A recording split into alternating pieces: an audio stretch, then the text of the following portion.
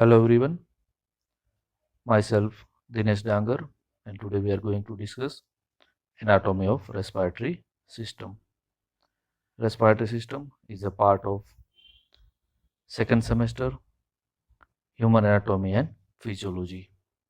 First of all, we need to understand what is respiration. Respiration can be divided into the four parts. First, that is pulmonary ventilation, that actually allows to move air into and out of the lungs. Whereas second, that is external respiration, that allows gas exchange to occur between the lungs and the blood. Third, that is transport of oxygen and carbon dioxide between the lungs and the tissues. Fourth, that is internal respiration. Internal respiration allows gas exchanges to occur between the systemic blood vessels and the tissues.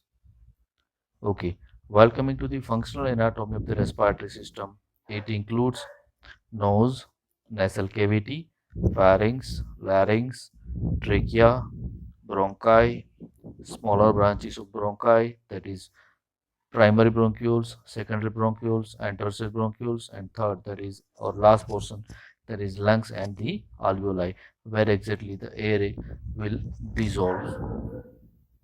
Okay, while coming to the organs of the respiratory system, as you can see here in diagram, the initial it exactly starts with the nasal cavity, where we can see that three turbinates. Next is again nasal cavity can be divided with the help of central septum into the two nostrils. Next, the nostrils will be continue to carry out pharynx, and that again pharynx will be divided into three portions, that is oropharynx, laryngopharynx, and the nasopharynx. Next there will be a larynx, we used to commonly call it as a voice box. Next, that is the trachea, where exactly C separate 18 to 20 rings can be seen, which provides rigidity, or we can say that it provides strength to the trachea or respiratory tract so that it won't collapse. Next, the specific portion there where exactly it divides into the right and the left bronchus, so that is primary bronchus, that is carina, and next is right lung and the left lung. Again, it will be covered with the help of those cavities, which provides its strength, as well as yes, diaphragm. Diaphragm, it separates both the cavity, that is thoracic cavity with the respiratory tract, and the that specific thoracic cavity with abdominal cavity, and it these both will be separated with the help of diaphragm. Okay, first portion, that is the nose. It provides an airway for respiration, or we can say that it just acts like a gate. It moistens and warms the air according to the need or situation. In many conditions, if air is too much dry, in that cases it may moisten it. If the moist air it may have a moistened, then in those cases it may undergo warming. So it filters the inhaled air, as well as it houses the olfactory receptors. With the help of that olfactory receptors, the smell can be sensed and detected. Over here, skin is mainly thin and contains many sebaceous glands. Next portion, that is the nasal cavity. Here in nasal cavity, those three superior, middle, and inferior nasal conchae can be seen with the presence of nasal vestibule. Now, the nasal cavity, it will be opened with the help of external nares to the external atmosphere. Gateway, that is nostrils, it is divided with a central septum, and that central septum can be termed as a nasal septum. There will be a presence of three turbinates, or we can call it as a conchae. From this actually air enters and it passes to the vestibule, and again it will be continuous with the nasopharynx. There will be a two types of specific mucous membrane will be present. One will be that is for olfactory mucosa, that is responsible for the olfaction, and that olfaction is that is to detect out the smell. It will be present just near to the roof of the nasal cavity and houses the olfactory, that is smell receptors. Next one, that is respiratory mucosa, which lines the nasal cavity. There will be a presence of goblet cells within the epithelium. There may be underlying a layer of lamina propria has glands that contribute to the mucous layer and blood vessels that warm the air. There will be a presence of cilia which move contaminated mucus posteriorly for the further removal. Next one, that is the pharynx. Now, pharynx is a funnel shaped pathway that is for air, right? It will be a junction between oral and the nasal cavity. As you can see in diagram, this is the funnel shaped passageway which allows to enter food as well as the air. It connects nasal cavity and the mouth. Again, according to their functions, that is what we can say, that their anatomy and physiology, we can divide it into three parts. Nasopharynx, that is just superior portion. Next is oropharynx, that is continuous with the oral cavity. The oropharynx, that is the region that is shared by both, that is digestive system as well as the respiratory system. Whereas third, that is laryngopharynx. It will be present between the hyoid bone and the esophagus. Next, the nasopharynx, the most superior one. So it is superior to the point where exactly food enters. So we can say that there is no direct contact between food and the nasopharynx.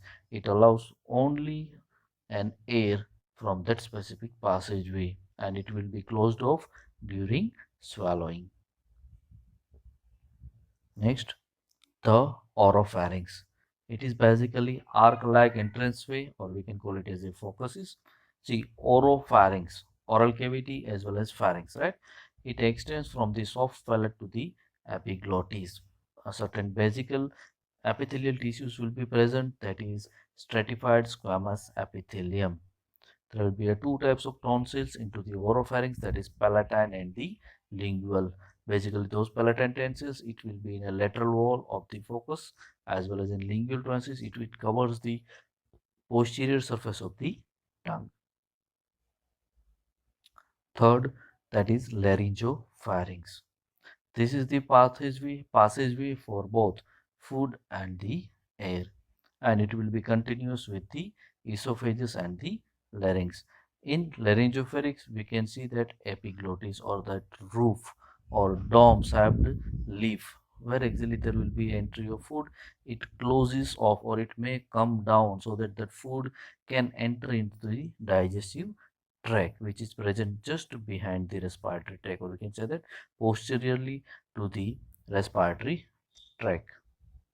Next, that is the larynx. Larynx, actually we commonly call it as a voice box. Okay, there will be a epiglottis, a specific structure on it, that is epiglottis, or that dome or roof shaped structure, which prevents the entry of food material into the respiratory tract. So it prevents food and drink from entering into the trachea. So it will be a passageway for air, and it produces sound as well as it may help into the sound production. It connects the pharynx to the trachea. So epiglottis, that is the large leaf-shaped piece of elastic cartilage. Over there, that epiglottis with their stem is attached to the thyroid cartilage, and again the lip portion is freely movable. Stem is attached and lip portion is movable. Next, the trachea.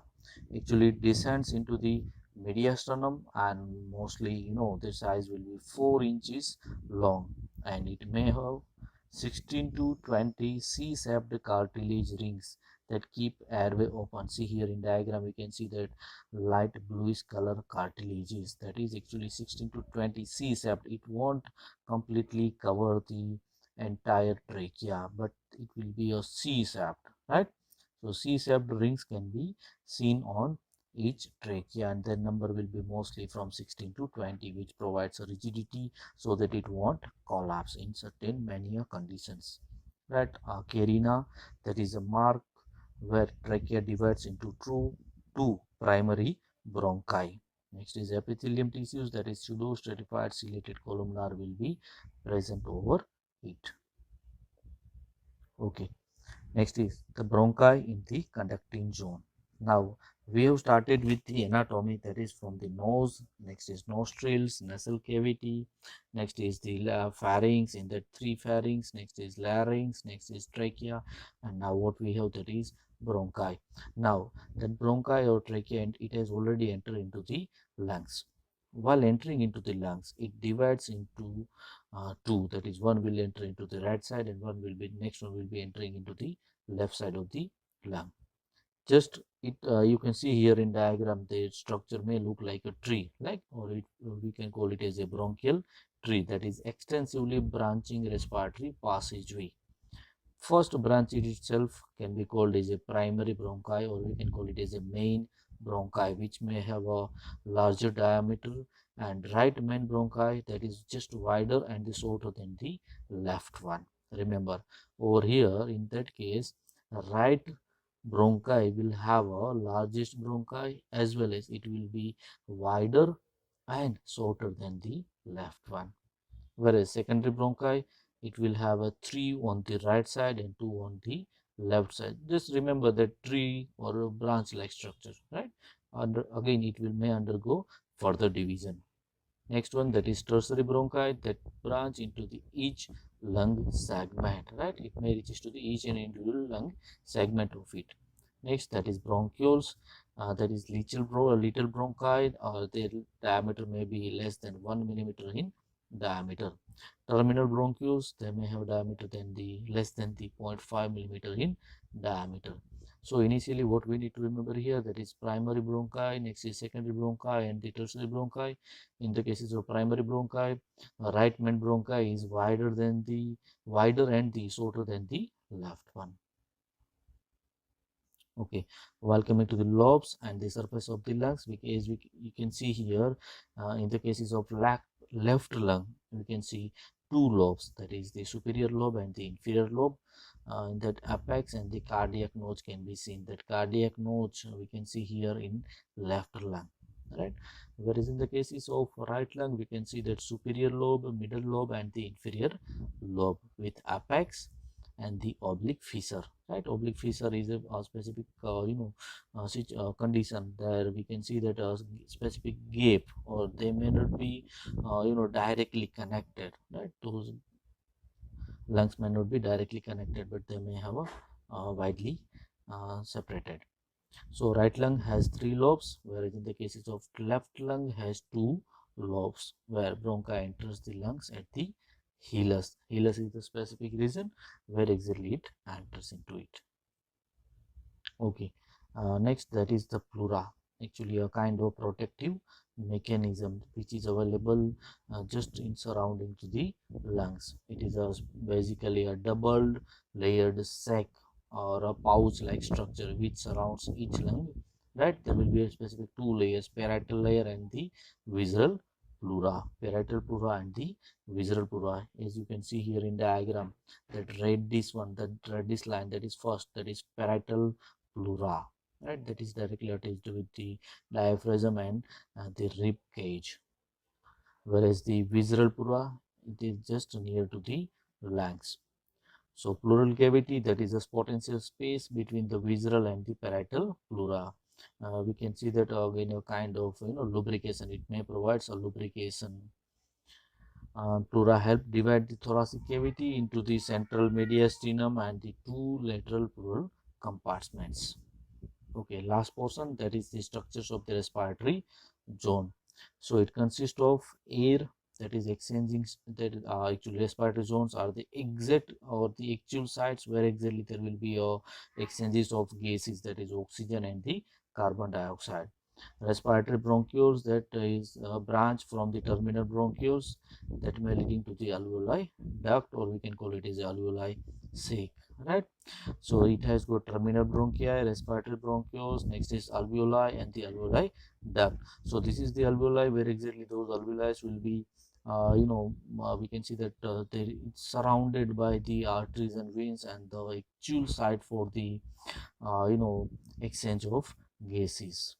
So this is what I wanted to discuss with all of you, that is the anatomy of respiratory system, where it includes the nostrils, next is nasal cavity, next is the pharynx, next is larynx, next is trachea, and the lungs, as well as their inner parts.